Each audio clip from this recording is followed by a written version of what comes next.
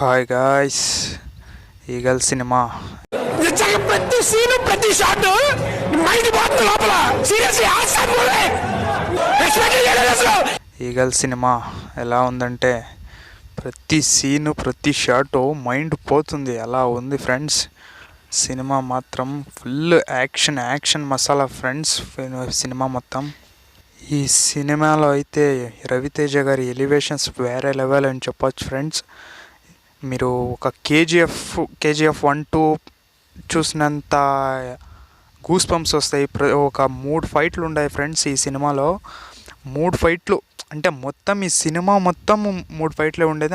అంటే ఒక 1.5 అవర్ మొత్తం ఫైట్లే ఉంటాయి ఫ్రెండ్స్. అలా ఉంది సినిమా, మొత్తం ఫైట్లే సినిమాలో అయితే. ఈ సినిమాలో రవితేజ గారిని చూస్తే విక్రమార్కుడు సినిమాలో రవితేజ గారిని చూసినట్టు ఉంటుంది. అలా చేశారు ఫ్రెండ్స్. యాక్టింగ్ మాత్రం వేరే లెవెల్.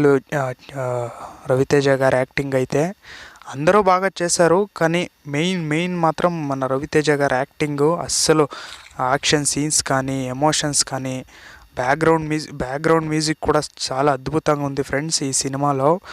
ఈ సినిమా ఒకవేళ మీరు చూడకపోతే థియేటర్కి వెళ్ళి చూడండి. క్రాక్ సినిమా తర్వాత మన ఈ వాల్తేరు వీరయ్య ఉంది కదా, ఆ సినిమాలో కొంచెం తర్వాత ఇదే ఫ్రెండ్స్ ఈగల్ సినిమా. ఈ సినిమాలో ఫైట్సే మెయిన్ ఫ్రెండ్స్. ఫైట్స్ ఉంటాయి, ఊచకోత ఈ సినిమాలో ఫైట్స్ మాత్రం. ఈ సినిమాలో పాటలు కూడా ఏమీ లేవు ఫ్రెండ్స్. ఉంటే ఒక 2 or 3 ఉంటాయి ఫ్రెండ్స్ అంతే. ఈ సినిమా మొత్తం యాక్షనే ఫ్రెండ్స్.